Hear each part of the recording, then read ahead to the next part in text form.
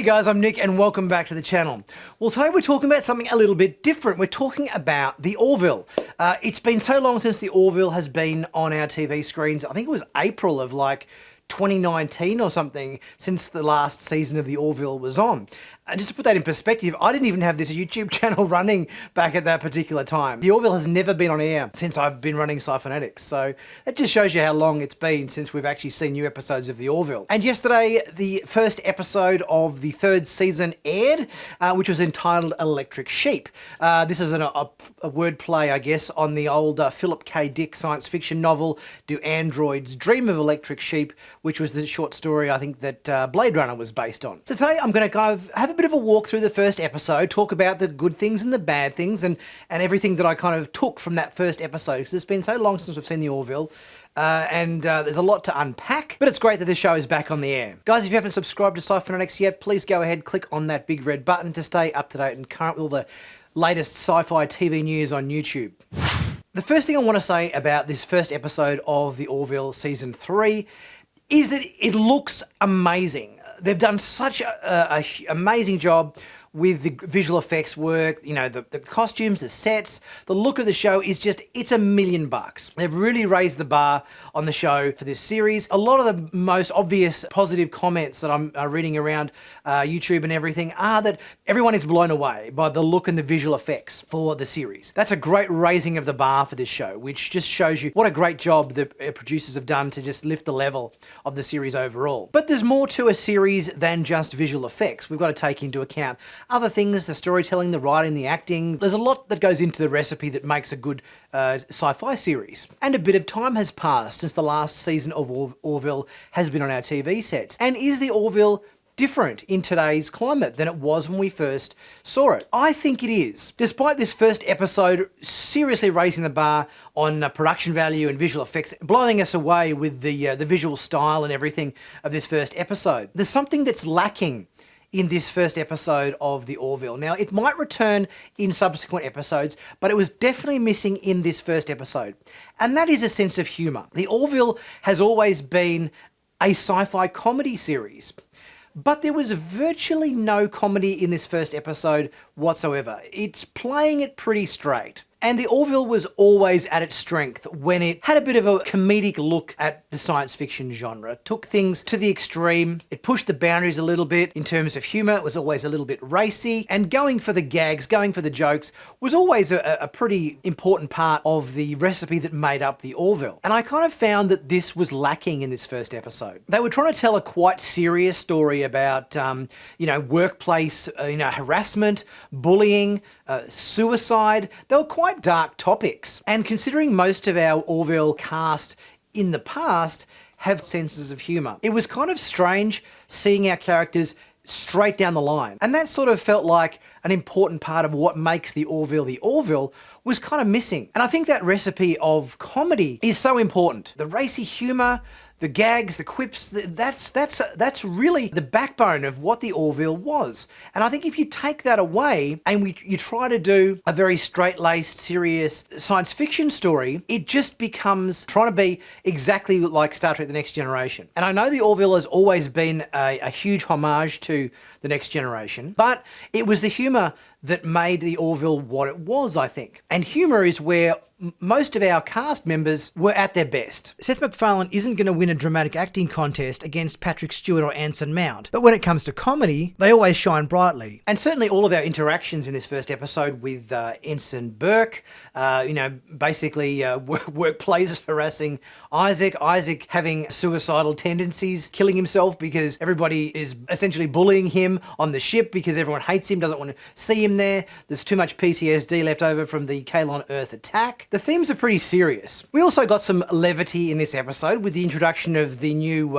fighter, the Pterodon, which was cool. I guess it reminded me, I was like, okay, we're going down the road of like when the DS9 got the Defiant or when Babylon 5 got the White Star. There's always in the third season of the show is when various different sci-fi series have got their attack fighter kind of thing brought into the show. And although it was cool, there was certainly there's a feeling the whole sequence with the Pterodon being brought on and the target practice with Gordon flying it around and everything.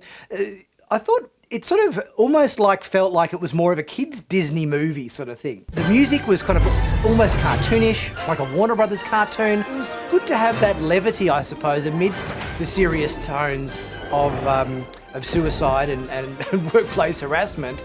But at the same time, it almost dropped to a tone level that was very kiddie-ish. You know, it was like I was saying, oh, this is kind of feeling like it's, you know, like a Disney kids movie or something. Something along the lines of The Last Starfighter, perhaps. So on one hand, we've got sort of serious topics of suicide, and then the lighthearted tonality of test driving this new fighter that the Orville has. So I guess it was sort of offset a little bit there. But it wasn't really until the bedroom scene with Lamar and the white spiky girl that I felt that the tone sort of got back to a little bit more, an adult nature, I suppose. Having a little bit of racy humour in there, which is what the Orville had always done in the past. I was kind of thinking about what made the Orville great in seasons 1 and 2, and where we were at that particular moment in time. And I think where Star Trek was when the Orville started made a big difference to us loving the Orville. It was, I think it was at a time when we only had season 1 of Discovery, which, to be quite frank, wasn't good. And a lot of people had a lot of issues, myself included, with how bad season 1 of Discovery was. And Orville came around at the same time, and everybody loved the Orville. It's like, oh, this is great. This is a bit more like what Star Trek should be. Season 1 of Discovery was so dark. Orville kind of lifted it up and brought us something closer to what we wanted Star Trek to be. But then the Orville went away. And it's been off our TV screens for quite some time. And in the interim, we've had 2 seasons of Star Trek Picard, which has had some amazing performances from Patrick Stewart and the supporting cast of that show, which has really done some great work in Star Trek. You know, it's been a great series. And most recently, obviously, Strange New Worlds, which is a huge leap in terms of what Star Trek fans wanted in a Star Trek series. So it's taken a few years, but Star Trek is now in a really good place. And we're starting to see episodes that we really want to see. And we didn't have that when Orville first started. And now Orville has returned after we've got multiple seasons of Picard and we're halfway through Strange New Worlds. And I think I'm looking at the Orville through a slightly different lens. Because the element of humour and comedy has been removed and it's trying to be more straight-laced Star Trek, we've already got good Star Trek with Strange New Worlds. What is Orville bringing us differently? What is Orville bringing us that we have a craving for? Because without that sense of humour, the Orville is just trying to do a bit of a next generation copy rather than being its own entity. I mean, literally just last week, we had a fantastic episode of Strange New Worlds with the Gorn, and the way Pike hid the Enterprise in the gas cloud surrounding the black hole, and jettisoned the device that exploded so that they could escape when the Gorn, had thought they'd been destroyed. And literally in this episode of Orville, Ed Mercer did exactly the same thing. They were chased by the Kalon, they were outgunned, they hid in a gas giant cloud, and then detonated a bunch of torpedoes to simulate their destruction. It was an absolute carbon copy of literally just what we'd seen a week before in Strange New Worlds.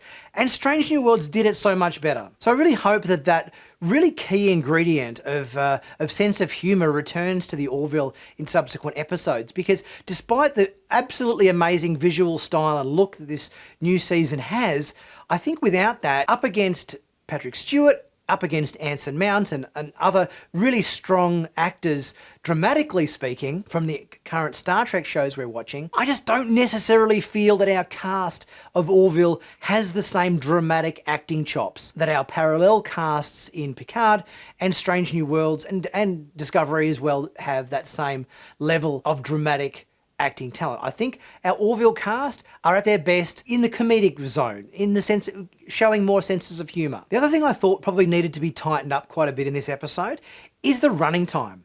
It was like an hour and 10-minute long episode, and it didn't need to be that long. I kind of felt like we got sort of almost halfway through around the 45, 50-minute mark, and it's like, okay, this is kind of feeling like where the episode should end, and it just kept going and going. We had these long, glorious shots of the Orville that sort of reminded me of Star Trek The Motion Picture, where Kirk and Scotty lovingly looked at the Enterprise for 10 minutes while the camera roamed around the ship and shot it from every conceivable angle. There were certain scenes that I felt really kind of dragged in this episode. I thought, you know, the moment with, for example, Claire Finn in the simulator where she's you know, recreating the restaurant that she had dinner with Isaac, and she's in there and she walks around the table and then she ponders and then she takes a moment and then she sits down, and it's just like, oh my God, this is going on forever. I just really feel that the 1 hour 10 running time for this episode was a little bit self-indulgent. I think that certainly could have been tightened up to tell the story in a much more concise way. I think the episode should have been about 15 minutes shorter, probably should have run about 50 to 55 minutes. That being said, I think we had some nice themes in this episode. The themes of, you know, why people go to the lengths of, like, you know, why Isaac decided to take his own life, how they brought him back, you know, and the explanation that Dr. Finn gives, I thought was really good in terms of when people decide to go down this road, they don't see any option. They see the present and the future as almost the same thing. They don't kind of see that, you know, in the future things can get better. There's no problem in the present that can't be, you know, solved in the future. You know, you need to look to the future and how we can, you know, remedy things and how they're going to get better. So I thought that was a really good explanation about, I guess, people's mental health and, you know, and how we cope with different situations. And there was a nice arc, I thought, in this episode with the new character of Ensign Charlie Burke and how she kind of, you know, was very negative against Isaac and then was kind of ordered to reactivate him, but she kind of refused, and then she sort of came around in the end. But yeah, so there was a nice arc for her in this episode, and I think she's a good addition to the cast. So Seth MacFarlane said that you know, season 3 of the Orville was their big swing. They're taking a big swing with season 3, but the question is, you know, did they hit a home run? Or did they strike out? Maybe leave your thoughts in the comment section and let me know what aspects of this episode you guys thought were a home run out of this big swing that they're taking. Or did you think there were aspects of this episode that, you know, was a swing and a miss? I'm from New England. We only respond to negative criticism. If you want to shit on me, I'm here. Guys, please leave a super thanks if you're able to. It really helps the channel out. Much appreciated. If you can't, just like and comment. That also helps as well. Share this video with your friends. Don't forget to subscribe if you haven't already done so. And check out my merch in the merch store where you can pick up all manner of sci-fi TV, you know, merchandise. Mostly Star Trek stuff in there. There's, you know, a few other different Star Trek series stuff in there as well. So be sure to check that out. There's always a, you know, a sale or a bargain going on for you to take advantage of. I'll be back very soon with my next video. I'll catch you guys soon.